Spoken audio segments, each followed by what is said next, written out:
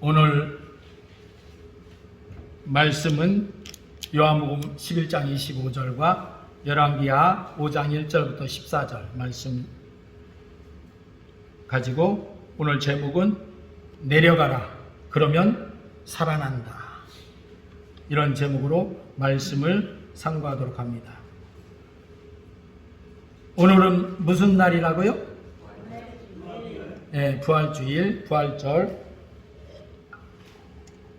부활하면 뭐예요?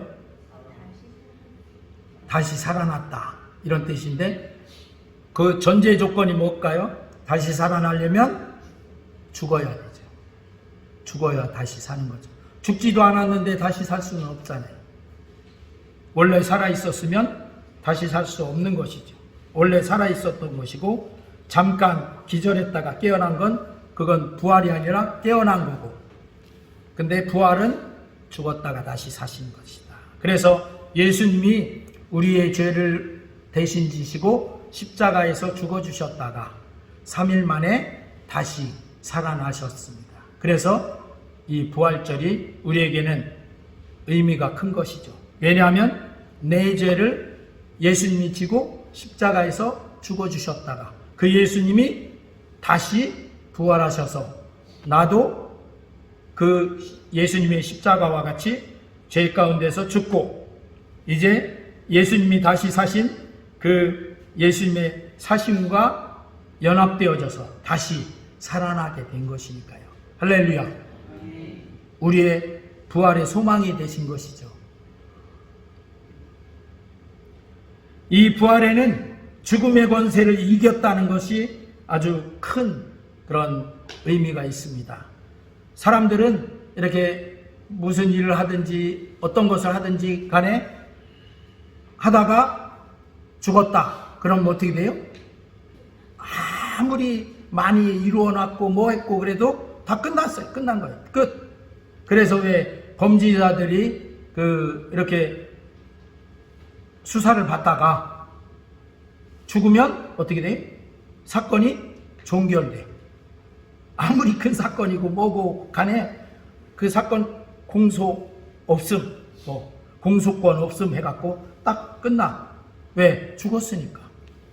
그런데 예수님의 부활은 그 죽음이 다 끝났다, 이제 아무것도 아니다, 이렇게 했었는데 그게 아니고 그 죽음에서 그 죽음의 권세를 깨뜨리고 다시 살아나셨으니까.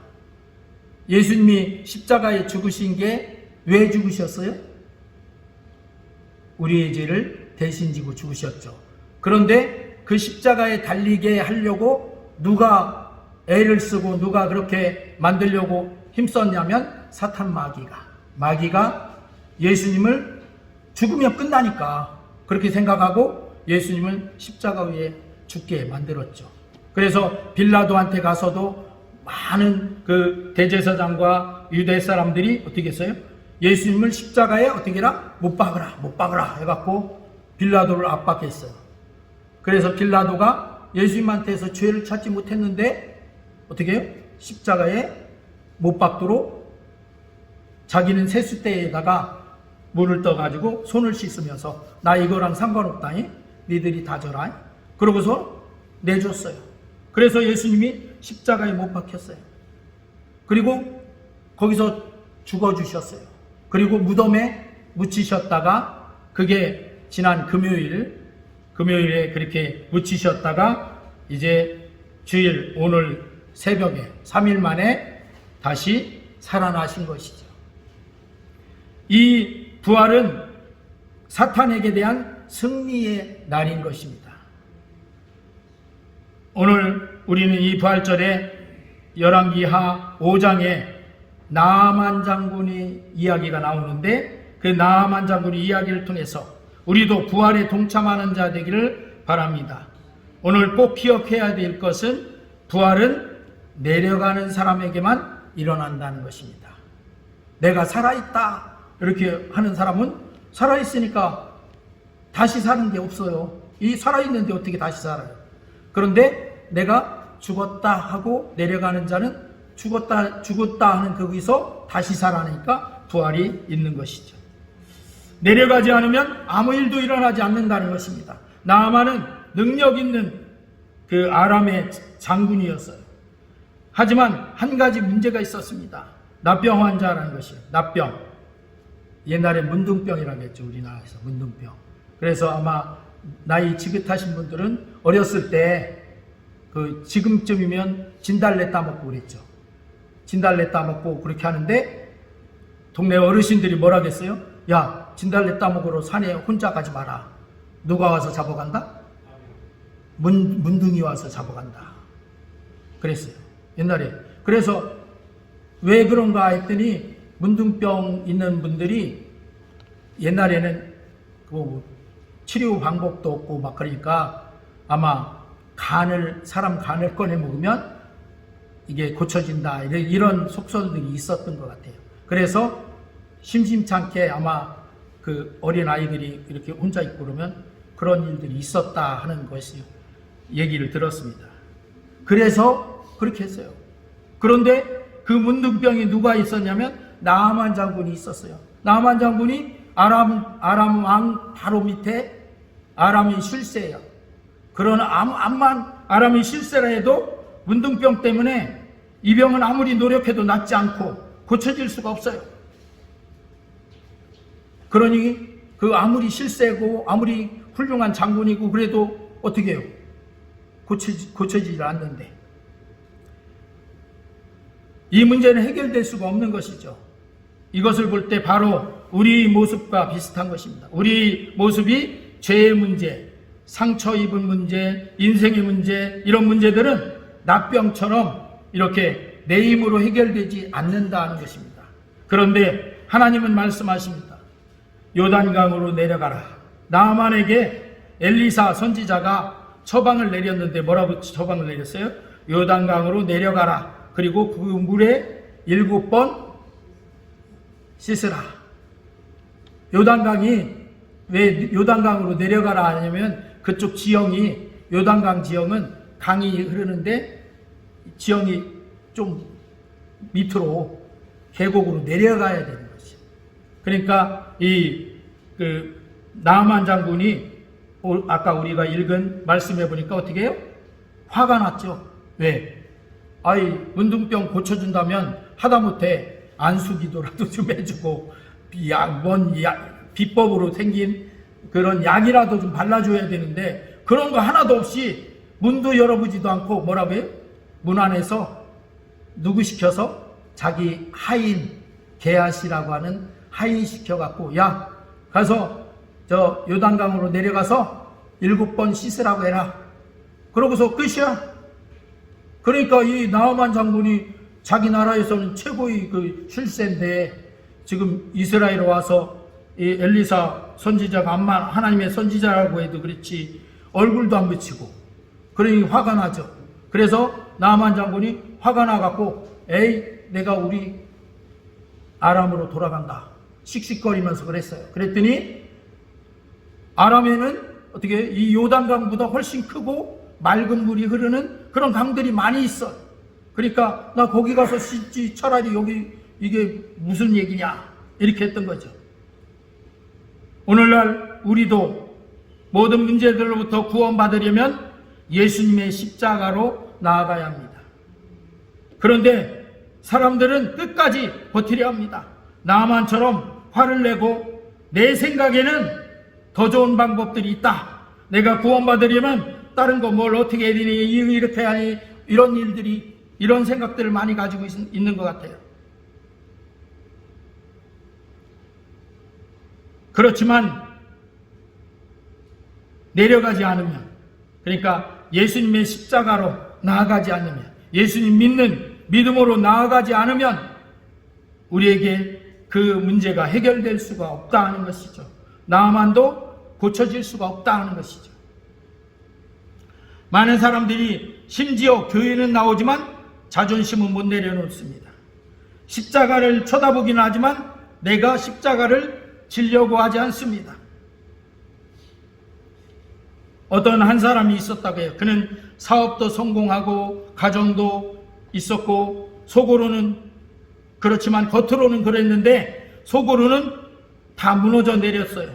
불안하고 분노가 가득하고 죄책감이 있고 어느 날 그런 그에게 누군가가 그렇게 말했습니다. 예수님 앞에 내려놓으세요. 그러면 구원받습니다. 그는 그 말에 이렇게 대답했다고 해요. 나는 그런 거 안 해도 잘 살 수 있어. 그렇게 버티다가 결국 인생이 완전히 무너지는 그런 사업도 무너지고 가정도 깨질 위기에 처했고 그때 그는 더 이상 버틸 수가 없어서 그 사람 말대로 무릎을 꿇었다고 해요. 하나님, 내가 졌습니다. 그 순간에 그는 처음으로 자기 자신을 내려놓는 그런 일이 발생했다고 해요. 그래서 그 이후에 그의 삶이 바뀌기 시작했습니다. 그러자 마음에 불안했던 마음에 평안이 오고 관계가 회복되어지고 인생이 다시 살아났다는 것입니다. 할렐루야. 그 무엇이 그 사람을 살렸어요? 내려감. 환경이 아니라 다른 어떤 노력이 아니라 자기를 내려놓는 그것이 그 사람을 살렸다는 것이죠. 내려가는 순간 우리에게는 죽음이 시작되고 죽음을 통과할 때 부활이 온다. 아까도 말씀드렸듯이 죽지 않은 사람은 부활할 수 없다. 왜? 안 죽었는데 어떻게 다시 살아요? 침체됐다가 그냥 다시 일어나는 것일 뿐이죠. 나아만은 결국 그렇게 화를 냈지만 그 부하들이 어려운 거 시킨 것도 아닌데 한번 해보면 되지 않습니까? 하고 말하는 그 부하들의 말을 듣고 내려갔어요. 요단강으로 내려갔습니다. 그리고 7번 어떻게 해요? 그 물에 들어갔다 나왔어요. 6번까지는 아무 변화가 없었는데 7번 들어갔다 나왔을 때 어떻게 됐어요? 그 살이 어린아이 살과 같이 문둥병이 나병이 싹 사라지고 깨끗하게 고침받았어요. 할렐루야. 그가 그냥 화난 대로 화가 난 데 그대로 그냥 아람으로 돌아갔으면 그 나병이 고쳐졌을까요? 안 고쳐졌어요. 그런데 엘리사의 말을 듣고 내려가니 요단강으로 내려가니 그가 다 고침받은 거예요. 똑같이 우리도 우리의 자존심이 죽는 순간, 내 생각이 죽는 순간, 내 자신이 죽는 순간 이것이 예수님이 우리를 위해서 지신 십자가인 거예요. 그 십자가로 내가 내려가는 그 순간, 십자가로 나아가는 그 순간 우리에게는 하나님의 다시 살아나게 하시는 은혜가 임하는 것이죠. 마태복음 16장 24절 시작. 이에 예수께서 제자들에게 이르시되 누구든지 나를 따라오려거든 자기를 부인하고 자기 십자가를 지고 나를 따를 것이니라. 예수님을 따라가려면 어떻게 해야 된다? 자기의 십자가를 지고 예수님을 따라가야 된대. 그냥 털레털레 따라가면 되는 게 아니고 자기에게 주어진 십자가는 뭐예요? 죽음이잖아요. 그 죽음으로 내려가야 된다는 것이죠. 십자가는 죽는 자리입니다. 나아만도 결국 7번 들어간 그런 후 놀라운 일이 일어났습니다. 어린아이의 살같이 완전히 새로워졌습니다. 이것이 부활인 것입니다. 누가복음 24장 6절에 시작. 아니 왜 자꾸 돌아오죠?